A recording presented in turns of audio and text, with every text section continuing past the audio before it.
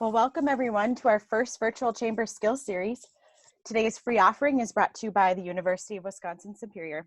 And during our presentation today, please submit questions in the chat option, and we'll be monitoring them and answering them as we go. I'd like to introduce today's speaker, Miranda DeSanto. Miranda is the CEO of the Lake Superior Area Realtors Association. Thank you for taking the time to present for us today, Miranda. I'll turn it over to you.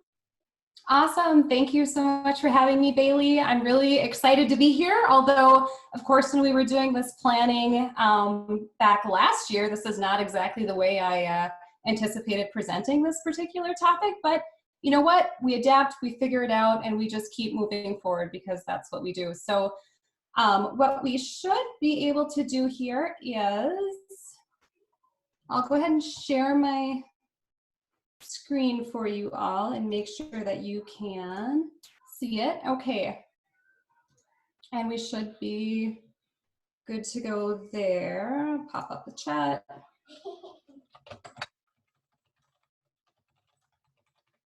And make sure we're working. Everybody, of course, is muted, so it's kind of difficult just to ask everybody if it's working.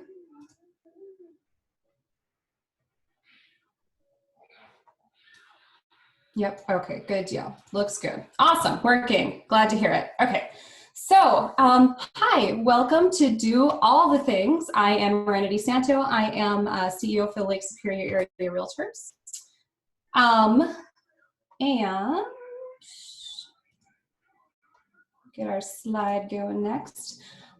So it's nice to meet you, even though it's virtual. I am, like I said, super happy to be here. I'm a lifelong resident of the area, went to UMD, joined LSCR in 2004. The Lake Superior Area Realtors is a volunteer-led trade organization, very similar to the Chamber of Commerce, except our members are primarily realtors, but also mortgage companies, home inspectors, title companies, all of those people who manage the real estate transaction.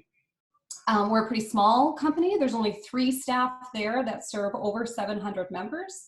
But my time there has allowed me to participate in a lot of panels, presentations, allowed me to meet with elected officials on things that are important to the real estate industry. And of course, it's given me the opportunity to teach a lot of programs, which I've really enjoyed doing. I get to work with a lot of really great, passionate, type A, entrepreneurial type people who are really wonderful, and I'm so happy to be able to spend my time with them. So because we're not in person, just a little bit about me. I am happily married, still live in Duluth. We have 3 girls and 2 dogs that you might see wandering around here as we go throughout here the presentation, but I'm here because I really love problem solving and I love helping people. So I'm so happy that you guys are here with me today.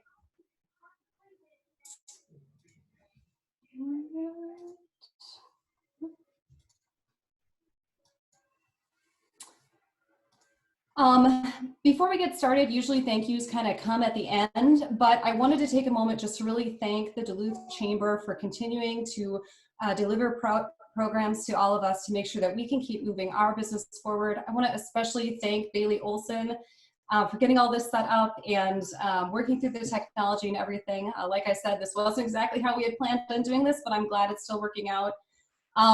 I'm usually way more funny in person, but I promise to bring my A game here. I know we're all in a super complicated relationship with Zoom right now, so you being here certainly means a lot. So we will work on bringing you all the information that you're looking for today. So I'm going to be using some poll software throughout this just to kind of keep us engaged, check in, see how you're doing. So you have 2 ways that you can actually join the polling. You can do it online if you open your browser and go to pollev.com/Miranda DESAN 951. And you'll only have to do that once. Your other option is you can text MARANDA'S 951 to 22333, and you only have to do that once to join, and then you'll be able to text in your responses after that. So just to double check and see how things are going and that people are getting in, the first poll question is going to be, what's the first thing that you're going to do after this whole social distancing thing is over? And we'll go ahead and activate that.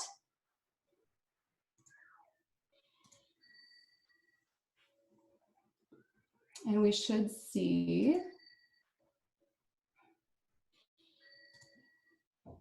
our responses start to come in here, hopefully.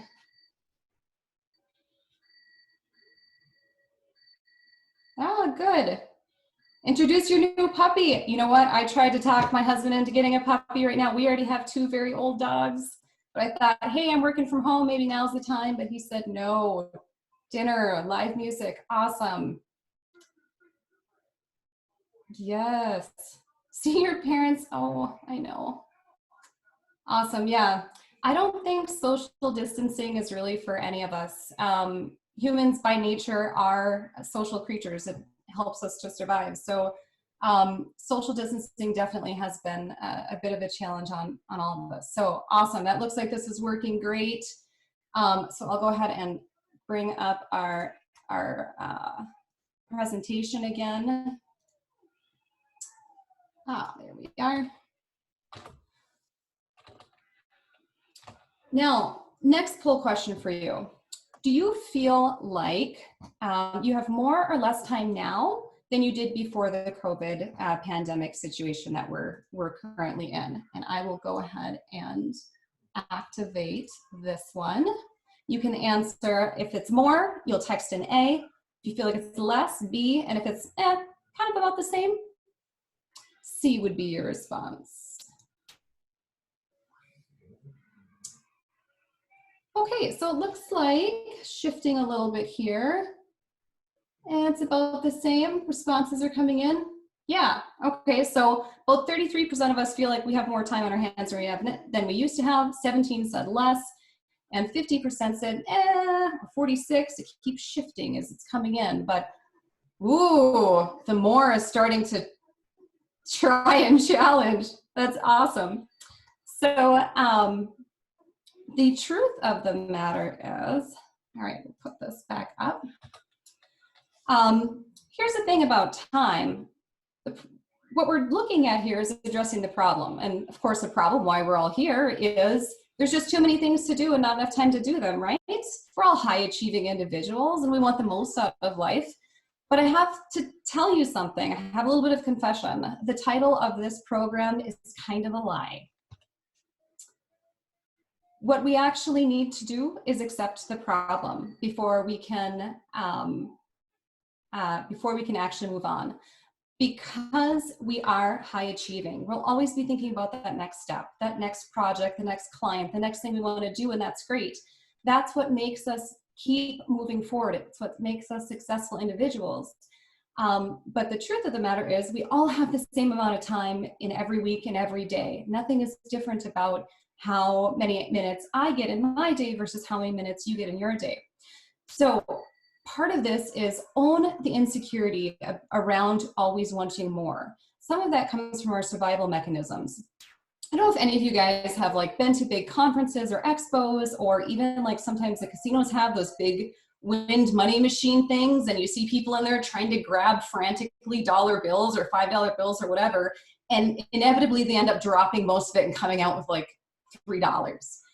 That's kind of the concept around time. The more we try and grab more about things that we want to do, kind of the more we let it go, and we end up walking out with far less than we thought we actually needed to walk out with.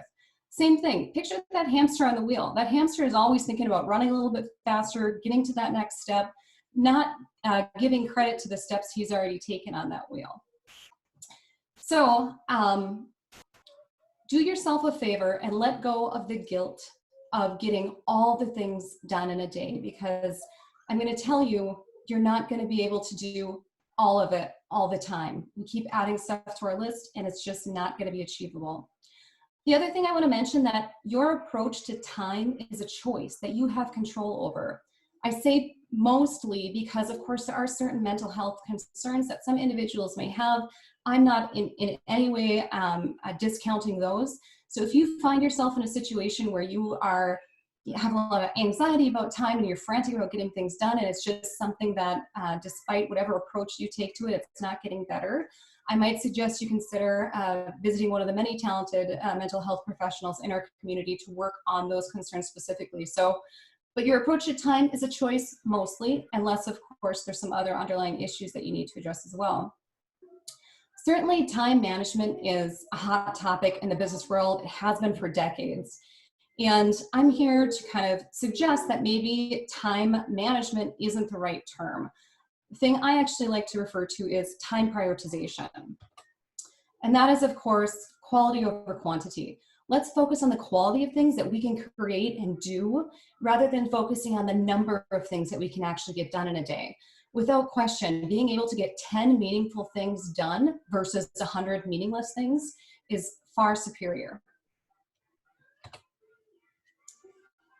So looking at time and understanding time, where does your time go? Thinking about time does require a holistic approach. I recognize that this is a Chamber of Commerce training and most people are going to be focused on that last bullet point there. But if you're not addressing your needs as a whole person, those needs for your family, your friends, your community, if you have spiritual needs, all of those things go into you as a whole person. So I can promise you that you can't just focus on that last bullet point, ignoring all the others, and expect to be a successful, pleasant individual who's good to work with and still accomplishes big goals. Failing to meet your needs in other areas is going to cause you to fail in meeting your work goals as well. Now, as you think about the goals that you have in life, in work, and whatever it happens to be, you should have goals in pretty much all of those areas, and maybe you have more than one. Now, this isn't a goal-setting presentation, so I'm not going to go over what kind of goals you have, or that they should be SMART goals, or that sort of thing. But I'm going to assume you already have goals because you're here. So keep those goals in mind as we go through this process and look at working through this plan. So thinking about, where does your time go? If you were to text in, once I get this up, where do you think the majority of your time goes in any one day? And yeah, we can all say work. I mean, that's kind of given. But what about work? Where do you think your time goes? And I'll go ahead, and that should be live now. And while those come in, activate. Okay, as those come in, I'll just check in with Bailey. Bailey, do we have any questions or anything that's come in? Still going good on the tech aspect? Yep, still going great. I haven't seen any questions come in yet. Yeah. That's fantastic. This is our #1 concern for today, is that technology would fail. So we've got like 4 backup plans just in case. Yes.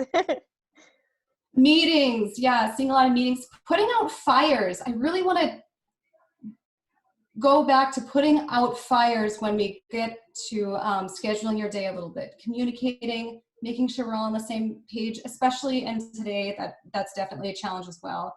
I see meetings, emails, tech, communication, distractions from home. Awesome. We're going to touch on those things as well. Those of you who said putting out fires and efficiency managing distractions, take note of some of the things that we're going to cover a little bit later about that will address those things specifically. So now, the only way to really analyze, we have some ideas on where time actually goes, a lot of assumptions that we make about what we spend our time on, but the only way for you actually to objectively look at this question is to actually track your time. Now again, your time is valuable, and tracking for sure is going to take some time to actually log all those things. But in order for you to really understand where you want to go, you really need to understand where you're coming from. So I have some homework for you, and that is to track your time for 30 days and see what it is you're actually spending your time on. I started out this venture as a personal improvement project sometime after I had my second child. I was stuck in this mindset that there's just never enough time to get all the things that I needed to get done, and I wanted to take control of that. So I started tracking everything I did, just to get a baseline of what it was that I was actually doing with my time. For me, the easiest way to do that was with an app that I had on my phone.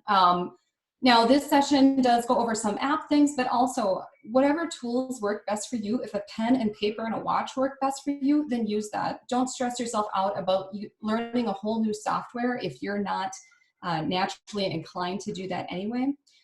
Still going to accomplish the same goal. So on the screen, you see some different icons for different software companies that do time tracking. When I transferred this activity to my team at LSAR, we started using that one kind of towards the top called Grindstone. This is a free time tracking software. It also has a mobile-based application. A lot of these apps have free versions or at least free trials that you can check it out on the App Store on your phone, if that's what works better for you. There's all kinds of free apps on there as well. But for us, we're a relatively small organization. We have a really good grasp of technology in our office as well. So Grindstone just worked really well for us. Those of you who are part of larger corporations, double check with your managers or your IT staff about some solutions that might already be built into the enterprise solutions you have as an office, because sometimes those are already built in. So you may already have it and just not even know it, or may not be using it. So check in on that.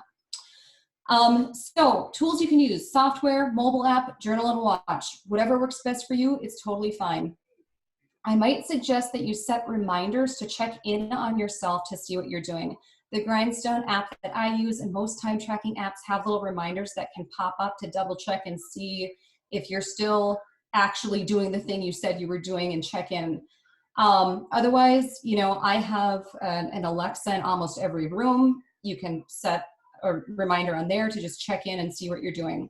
If you can, try to track it in like 15-minute increments. At least if you do it in hour increments, that's great, but trying to get as granular as you can on this so that you have the best data possible. The other thing is categorize what you're doing and try to keep some notes.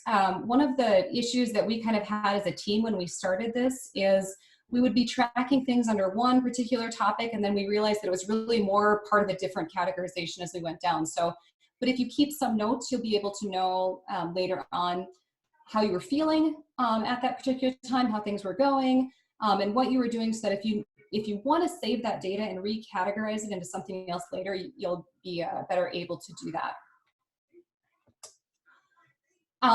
So this is just an example of this homework activity, and this is kind of, I took my time, which I don't currently track my personal time on an ongoing basis anymore, but for work I track all the time. So if you figure you've got only so many hours in a week, and I did my tracking on an average week for me because it just made more sense for display purposes, but I broke it into two parts, personal and professional. So about 123 hours of my week is spent on personal time.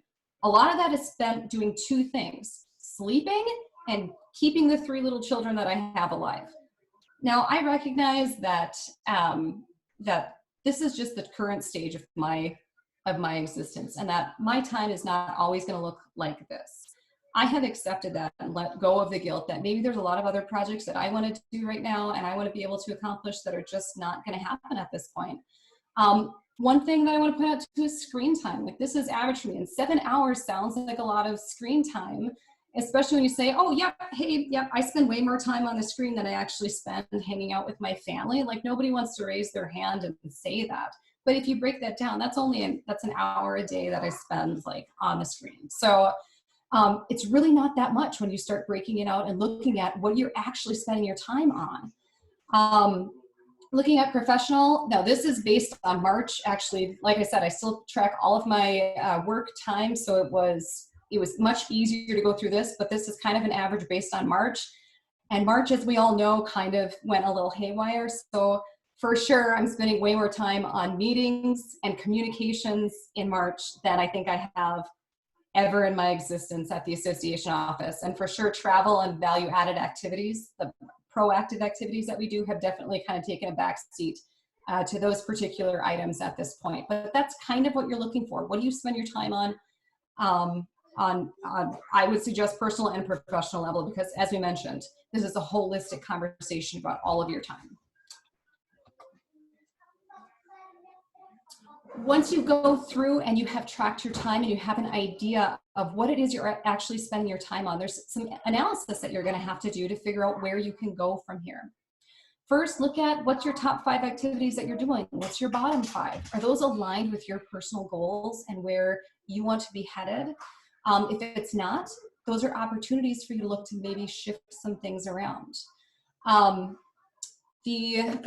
For most people, as you go through this, it's not going to be perfectly aligned with where you want to be. And I suspect if you actually do go through and track your time, you're going to have a number of kind of aha moments where you go, oh, wow, I didn't realize that I did so much of this or not as much of that as I'd like to think that I did.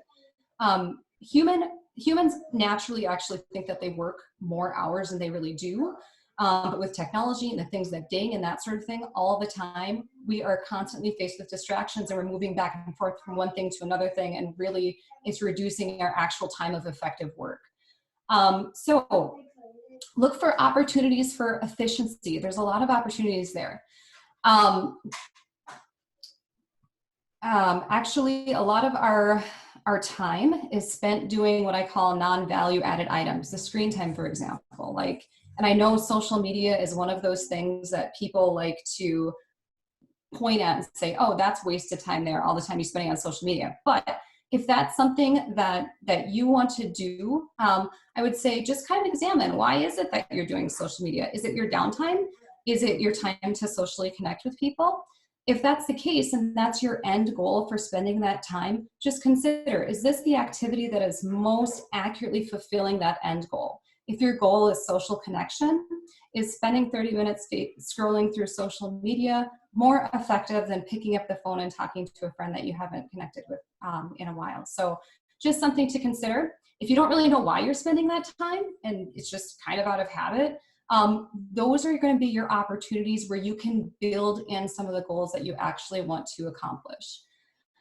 There's other efficiencies that can be gained through streamlining, through consolidation and compartmentalization of tasks. As you look through your timestamps on the things that you're doing, look for things that you can actually combine into one set block of time. Let's say you have to process incoming payments or check your email or something like that. If you train yourself that, say, 10 o'clock on Friday, that's when you're going to go in and you're going to just process payments for the entire week. And you're going to spend an hour doing that instead of 15 minutes here, 10 minutes here, 5 minutes here. You're going to actually save a lot of time. There are something called switching costs that take time away from us every time our brain needs to switch from one activity to another. Think of it like a computer program. Think of it like, you've got Microsoft Word open or whatever it happens to be. You have to shut that down and open up your other program that you're going to. There is a cost associated with having your brain shut down from the set of rules you're working on for a particular task at hand and switching it over to another task that you need to do. And all of those things definitely add up. That brings us to our first totally made up word, and it is multitasking. And I want you to know that I totally recognize how tacky that word sounds, and that's exactly why I left it in. So I think everybody kind of knows that multitasking is a lie. You can't fully commit your attention to 2 tasks at once. Those of you who are in committed relationships, please take note. It is not possible for you to check your email or play Candy Crush or what have you and have a meaningful conversation with your significant other at the same time. You might think you're pulling it off, but trust me, you're not. So just give it up now. It is not going to work out. So what I'm talking about is 2 relatively automated or low-level tasks that your brain can do really easily at the same time. For example, folding laundry and watching a show that you've wanted to watch, or a webinar that you've missed out on, or whatever it happens to be. One of my favorite tools for this kind of work is an app. I have an Android, but it's on Apple as well, and it's called Natural Reader. It's basically just a text-to-speech app, but it's one of the best ones I've found for having a nice cadence and natural speech. You can load an entire web page in there, or you can just copy and text paste, and it's actually it's one of the ways that I am best able to digest newsletters and other publications and that sort of thing, either while I'm getting ready in the morning or while I'm driving to the office or whatever it happens to be. So check that one out. Delegation, we're going to talk about delegation in just a little bit as well. But as you look through that list, look for items on that thing that you could potentially delegate to other people. As I mentioned, you're always going to be adding new goals because we're high achieving individuals and we want to keep doing more and accomplishing more tasks that happen to come up. But if there are things on your schedule chewing up a significant amount of your time that you can hand off to somebody else, please kind of mark those and take note of those for a delegation. The name of the Smarty tasking app I use, it's called Natural Reader, and it's just an app on my phone. It's a text-to-speech app, but it's really intuitive and great to use. I paid maybe $7 many years ago to upgrade to the actual paid version, and it has been a rock star for me. So Natural Reader is that app. All right. Delegation. Even if you don't manage actual employees, delegation is always an option for you. So deciding whether or not to delegate a task is really just a matter of a simple math equation. When I consider tasks that I could potentially delegate, there's two primary questions that I ask myself. One is my time more valuable spent doing some other task? Or two, do I actually just get a lot of enjoyment out of doing this task, even though that return on investment from a dollars and cents standpoint maybe isn't there? So I'll give you two examples of that, one professional, one personal. Example number one, at LSAR, we pride ourselves in being able to be the first call any of our members have to help them solve any business problem that they might have come up, even if it's not within our wheelhouse. Of course, in many industries, technology plays a huge part of this. And so our members got used to calling us and having us help them if they had a virus on their computer or update drivers or what have you, pick out new computers, all kinds of things. And our return on investment with those particular activities was starting to tip more into the deficit standpoint because we were spending so much time on these tasks. All of our surveys indicated that this was still a really valuable service that we offered, so we went on a mission to see if this was something that we could delegate out. After analyzing our options, we were really happy to find a contract company that we could actually delegate these services to. So it's basically it's a tech helpline number that our members can call, or we actually transfer them to it, so there's still that seamless handoff. That provide the same service at a fraction of the cost of what we were spending on staff time earlier. The other example I'll give you, you'll notice there's chickens on here, that it's not relevant to delegation at all at this point, but this past weekend, we actually got a chicken coop that we've been trying to get to our house delivered for quite some time, and we started getting that set up. So I have one of these bucket list items that I know is never going to happen because it's a completely unrealistic goal, but I love the idea of being able to homestead. That said, because I have no doubts that homesteading is not a realistic goal for me, but I still like to do some things that kind of bring me closer to that. So chickens are going to be one of those. Hopefully we'll be eating chickens here in a month or so.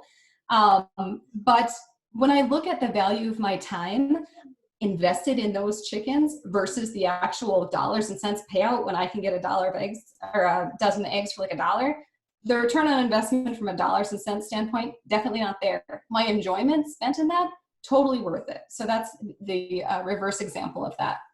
Now, there are different types, check the chat quick. Okay, got it. There's different types of delegation. Of course, there's hired, your employees, your coworkers that work with you. That's one type that you can delegate to.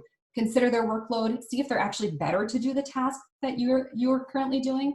And if it works out well for all those aspects, you can assign that there.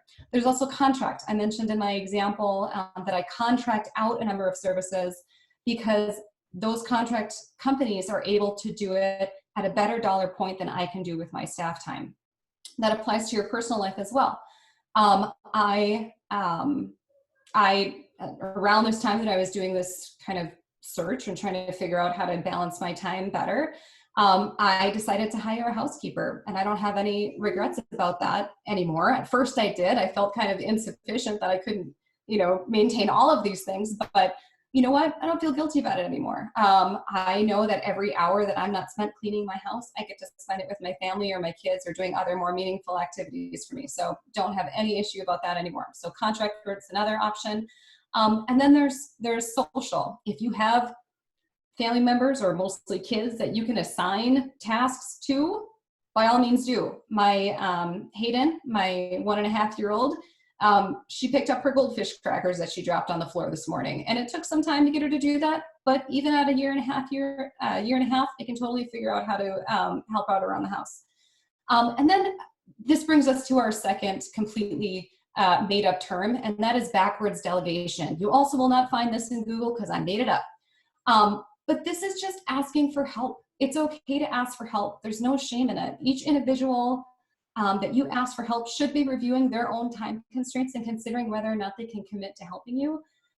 So don't feel bad about that either. Of course, it goes without saying that if you are always asking for help and never giving it back, of course, you're going to end up with bigger issues than whether or not you have enough time in the day. Managing others' time. If you have people that you manage time for, remember, treat them with a holistic approach as well. If you're looking at implementing time tracking software in your office, don't be a passive observer. If you are going to ask your staff to do this, you absolutely need to be on the same page and doing it right along with them. Get buy-in. Talk to them about the goals of tracking time. Have them understand that it's just about understanding resource allocation. It's not about looking over their shoulder. It's not about keeping track of them. It's not that you don't trust them. And it's not that you don't think they're doing work. I want to emphasize that time tracking is not proof of work. Products delivered and completed are proof of work, not how much time somebody spends on a particular task. So don't think that, at least in the way I do time tracking and what I'm promoting here, this is not a means of keeping tabs on what everybody's doing. This is about better understanding your resources in your office space or your business or whatever it happens to be, so that you can better understand where your resources are being allocated to. Also, don't expect 100%. You're not going to see 40 hours on the nose every week from your employees who are tracking this or your coworkers who are tracking this. In fact, if you do get reports that are 40 hours on the nose, I would really probably suggest that they're somewhat fabricated. So everybody's human. They're not going to track everything. So don't expect 100% and make sure you communicate that to them as well. And of course, stick with it. You are going to get pushback on this in the beginning if you try to implement it. They're going to see it as a waste of time. Again, worry about that privacy, or you don't trust them, or whatever it happens to be. Speak truth to all of those concerns, whether or not they are spoken, because I can guarantee those thoughts are going to be going through their minds. So address all of those concerns up front, have a conversation, get buy-in, and you're going to have to continue to be that cheerleader throughout. It will take some time, but once they understand and they trust in the process and the plan, and they can see the results and how better understanding how time is being managed and tracked and what it's being put towards, they will get on board in the future. So looking at planning, another poll question for you. What's your number one goal in a single word? And while we get that pulled up and activated, I'll check in with Bailey and just make sure everything's still rolling good. We're still going great. Yay! I wish I had like a little kazoo or something like that I had thought ahead to have with me next time. Kazoo is going to happen next time. Definitely. Okay, your number one goal: growth, success, happiness, progress. Awesome. We've got a few people. Organization. Cool.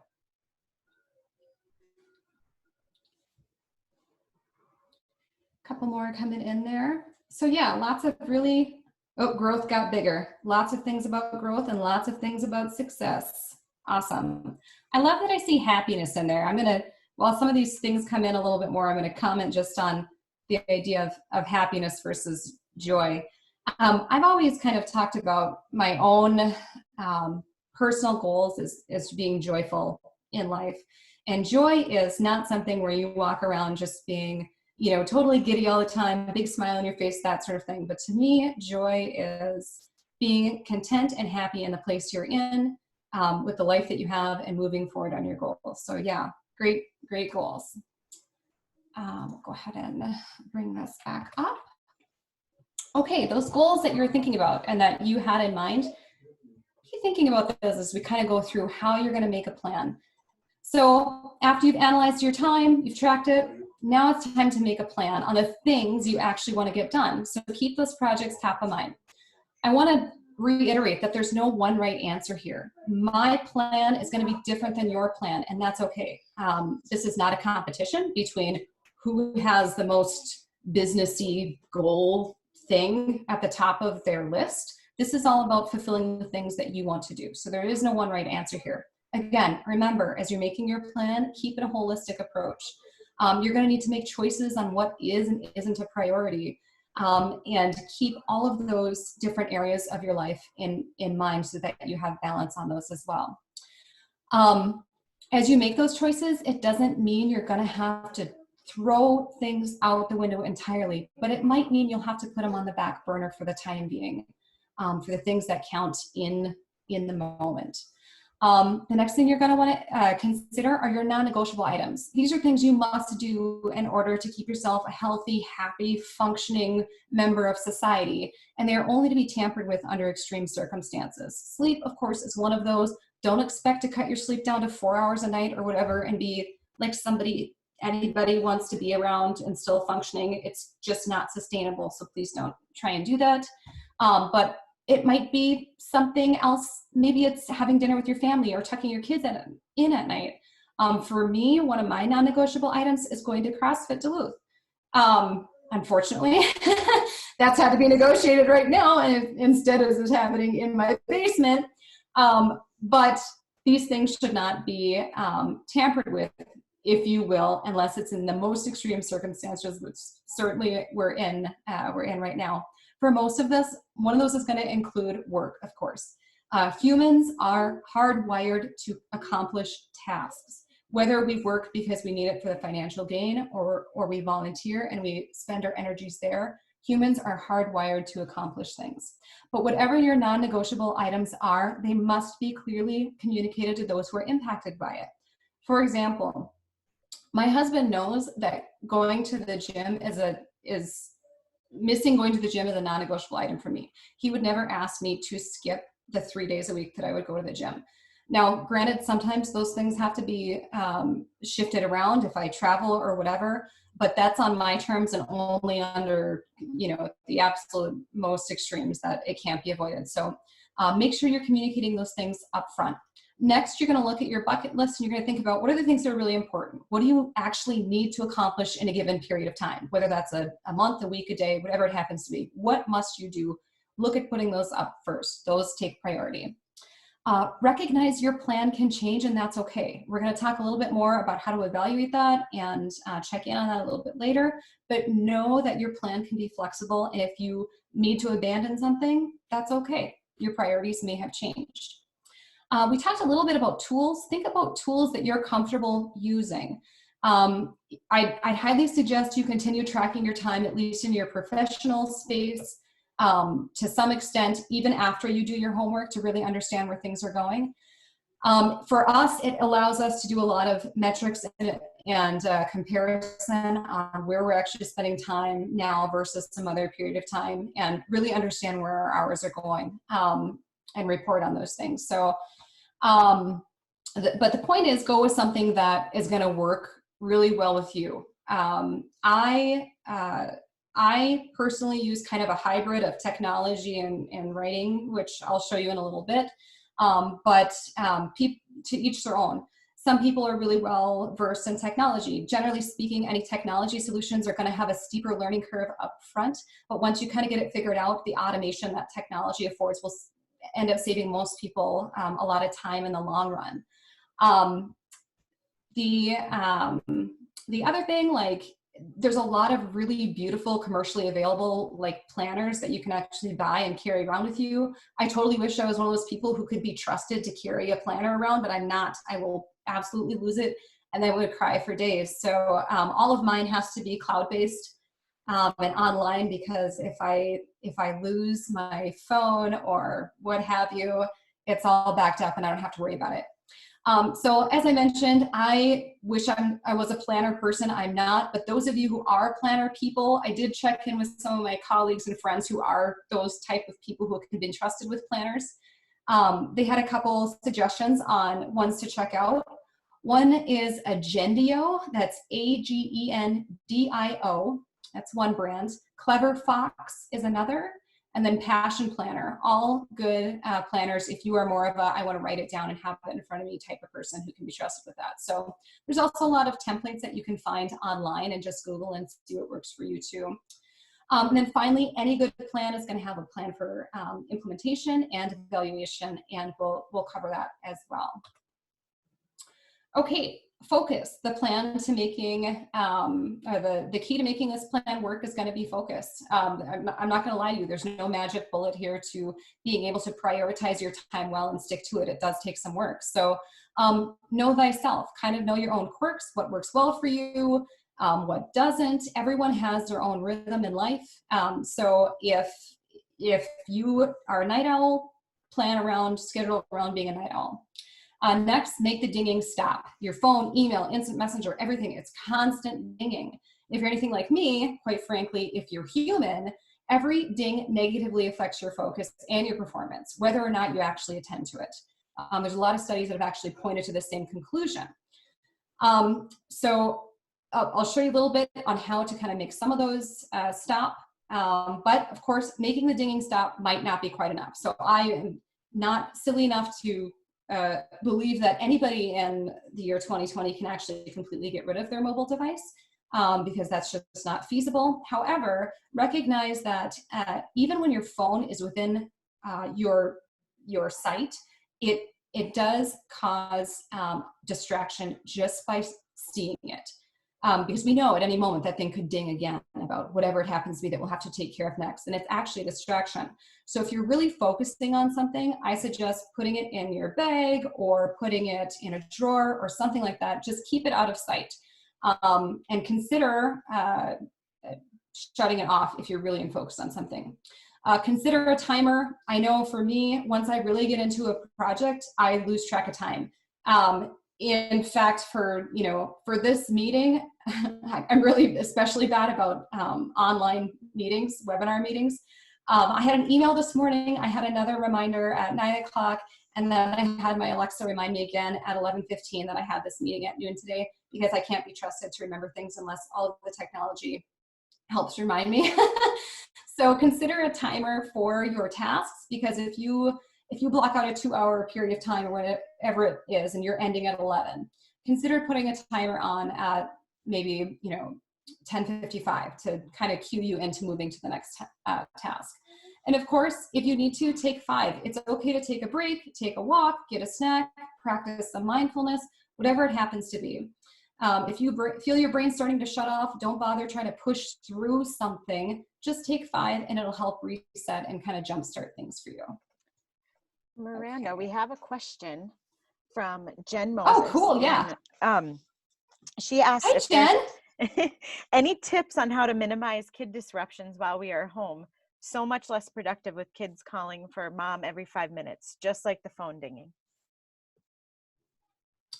Yes, from the child standpoint, it's hard to, so I've got a 9-year-old who's pretty self-sufficient, but also a 5-year-old. And then I do have a year and a half year old who is not here with me during the day, but yeah, that's definitely a thing. And I'll show you my schedule here in a little bit on kind of how I've done that, but I have tried to schedule those things and understand what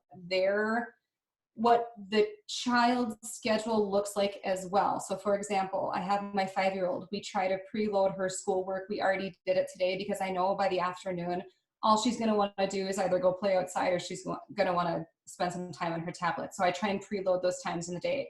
It also means that when they go to bed at 8 o'clock, I'm spending sometimes an hour or 2 hours catching up on work. Those of you who have employees that you manage as well, and we're all kind of working from this remote environment, be flexible. Check in with your staff and see what it is they need. As long as the work's still getting done, it doesn't really matter when it happens, or you know, that they're checking their email constantly throughout the day. So that's kind of my tip, is to try and schedule it around what their schedule looks like, whatever it happens to be. For us, it happens to be in the morning. And then for my 9-year-old, actually, I usually help her with her schoolwork more in the afternoon, because she's usually pretty preloaded on how to handle all those things. I can get some things out of the way while she's doing her work for school, and then I can check in with her on what she needs help with. So kind of feel it out. I would say if you're doing your time tracking, make notes about how you are feeling, what you're frustrated about, what was working well, what wasn't working well. And when you go back through that, you'll have a better idea of what would probably work with your schedule. So make the dinging stop. Both Android and Apple are super customizable in this. You can turn off the dinging and the push notifications for individual apps. I would suggest shutting down everything that's non-essential. Second, you can schedule entire do not disturb times where your phone won't ding or buzz or ring at you at all. These are highly customizable. Like, I have one that is from 10 p.m. to 6 a.m. Where all of my notifications are shut off.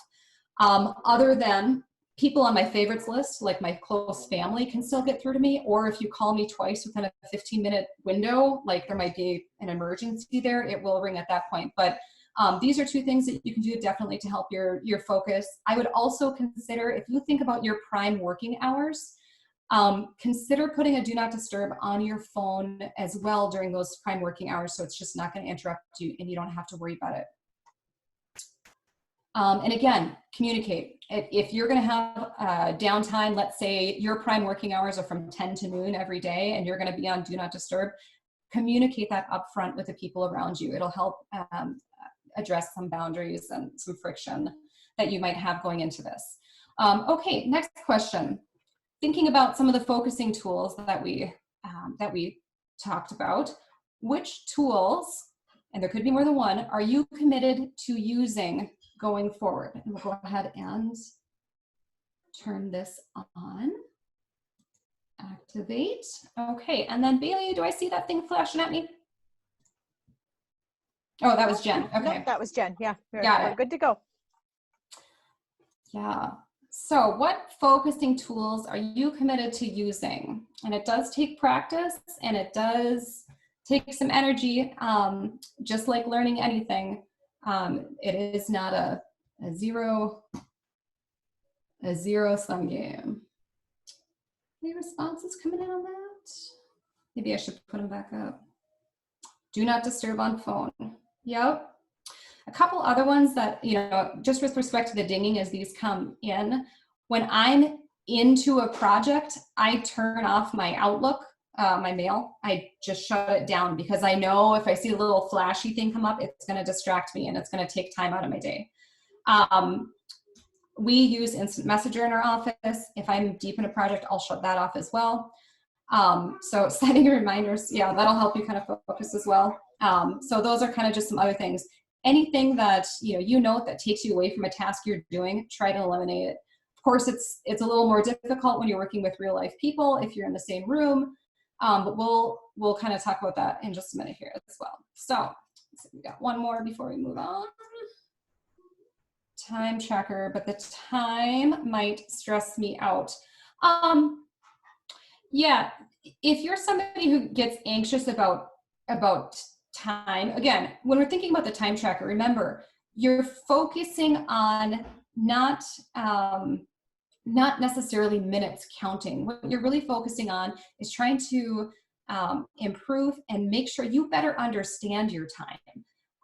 It's just a tool that you can use to help move yourself forward. If you think about, it's not like it's not like an alarm about to go off or whatever, but it's just to help you focus your energies and you kind of change your mindset to think about it as a tool to help you instead of something that's like keeping track of you or, just there to kind of be a negative thing. That can help if you kind of talk yourself through that mindset from the get-go. So, okay, we're going to talk about scheduling.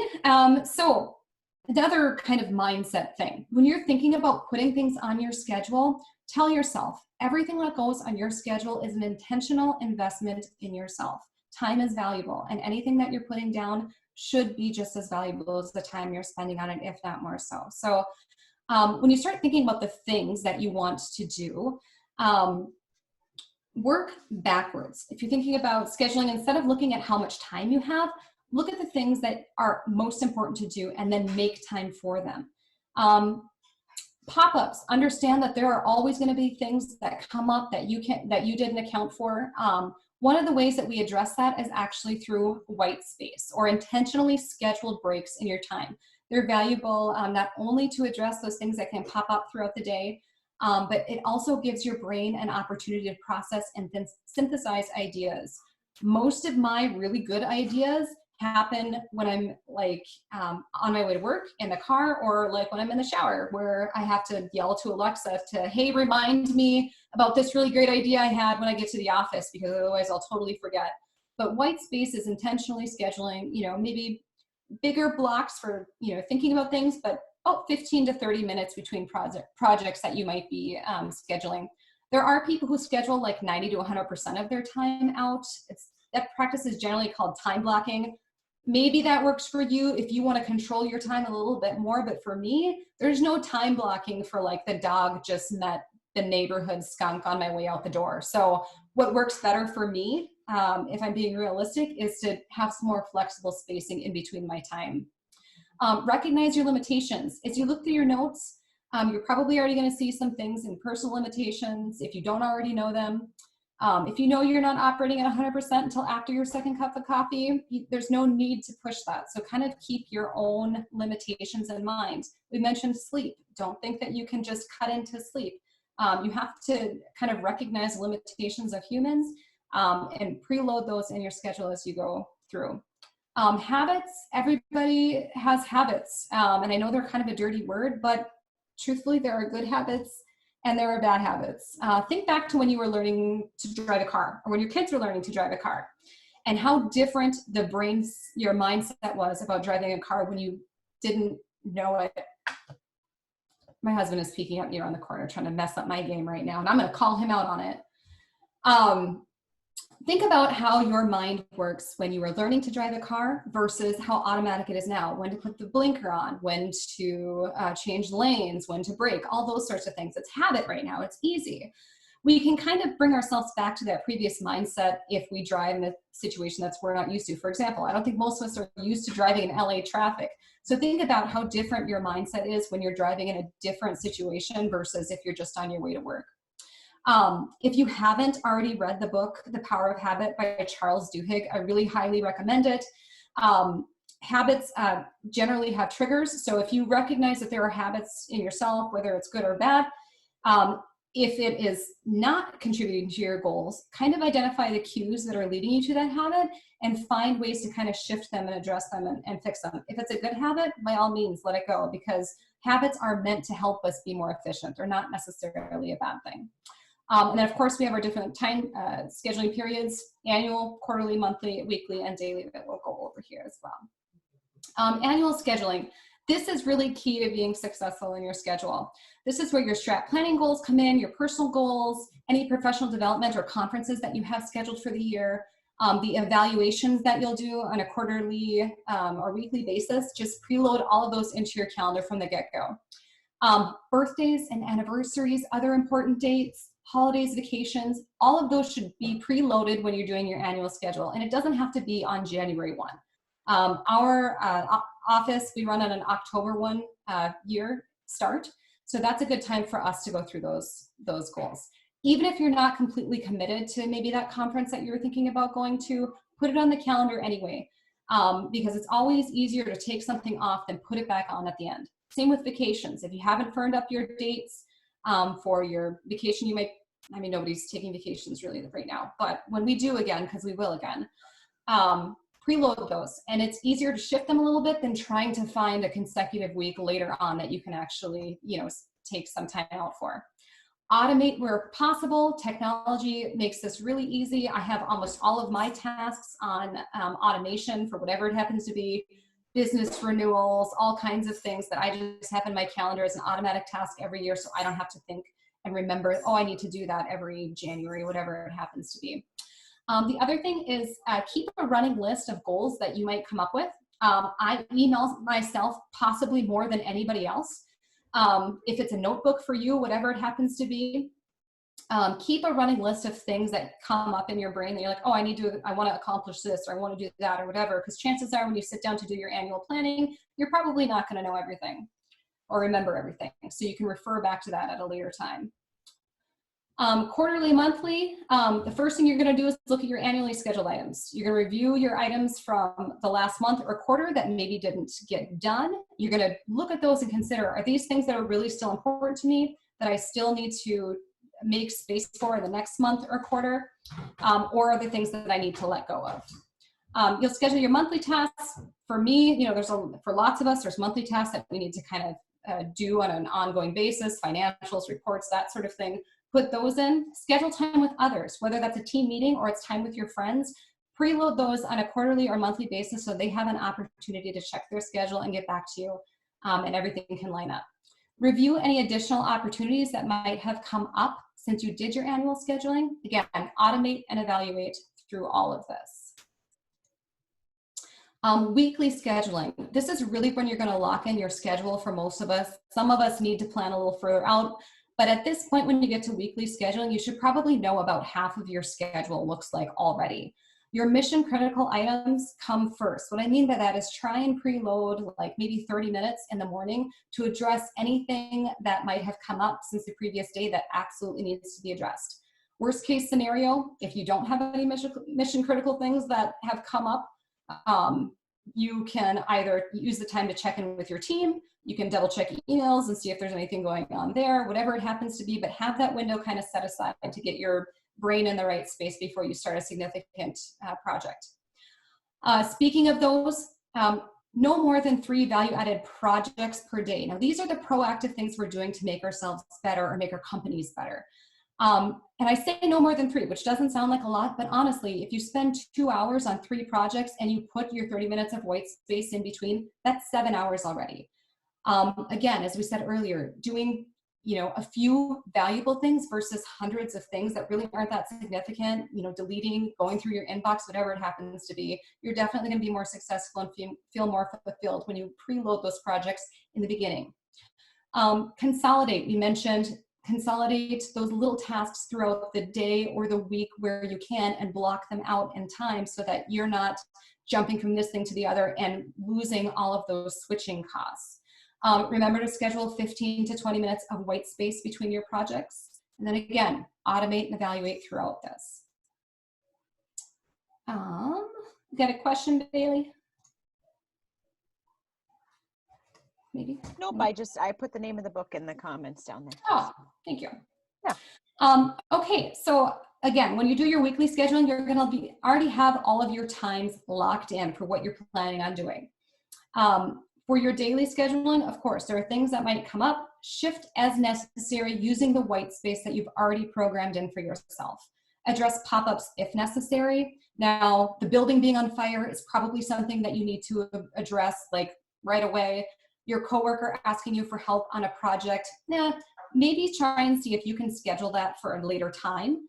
And that's okay to ask them for that. It's not necessary to address every single thing that pops up during your day. That's exactly how we get to be like that hamster on the wheel, spinning and spinning and spinning and trying to cover all these things at the same time instead of focusing on what really matters. And then of course, spend some time each day on daily affirmations of the things that you have accomplished, the things that you're looking forward to doing the next day, and be grateful for the things that you are able to do. I know that sounds like fluff, but there are a lot of studies that show positive mental attitude, daily affirmations, and gratitude actually help you be more successful. Oops. Close enough. All right. So this is a schedule that I have put together for next week. I use Google Calendars, and like I said, I kind of use a hybrid model. I hope you guys, it looks like it displays okay. I preload all of my stuff into my Google Calendar, and then I have running lists of things that might come up. So for example, on the left-hand column, those are kind of some of my personal things that I need to update or do or whatever if I happen to have some white space and I can schedule those in. On the right-hand column, I have some things that maybe came up during the week that are bigger projects that I don't have time for right now, but I'm going to look and see if I can schedule them in later. I also might have a few things that pop up that I didn't have on my original schedule that I write in that I might have time for. There's a little space for emails here, whatever it happens to be. Now, this schedule is not exactly normal for me. Now, we were talking about school earlier. For example, I've got Avery's school blocked off for this time here. I've got to check in here. What you should be doing is scheduling your projects first or whenever your primary working hours are, leaving this white space or this other time for those other activities like emails or running reports or something like that that don't usually require a higher level of mental stimulation. So I happen to use different shared calendars. You can see I have 4 calendars displaying here. I've got one for my own tasks. I have one for all of my staff that we share. And I have one that actually gets shared on our website, our public calendar. And then I've got a personal one that I share with my husband, which is a great idea. So this is kind of the hybrid model that I happen to use. You'll notice that, I've got a lot of white space in there, but you'll also notice that the schedule is really, really full and there's lots of good things that I'm doing. You won't see a lot of like build reports or that sort of thing on here or answer the phone. These are the things that are important that I need to get done, and then I leave space to kind of address other things in the meantime. Let's see, we've got maybe a couple of things here. Okay, cool. So that is kind of my process for me, but what questions do we have? I see that it is 101 and I want to be respectful of your time. But are there any questions that I can answer for anybody or anything that we didn't get to or didn't answer adequately?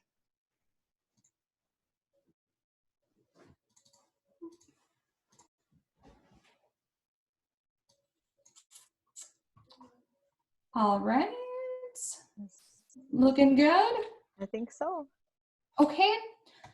Well, again, I want to really thank all of you for joining me today. I know your time is valuable. I hope that you had fun. I hope that you learned some things that will help you. If you think of any other questions or want clarification on anything, my contact information is on the screen there. Feel free to find me there. But remember, we've all got this. We can do it.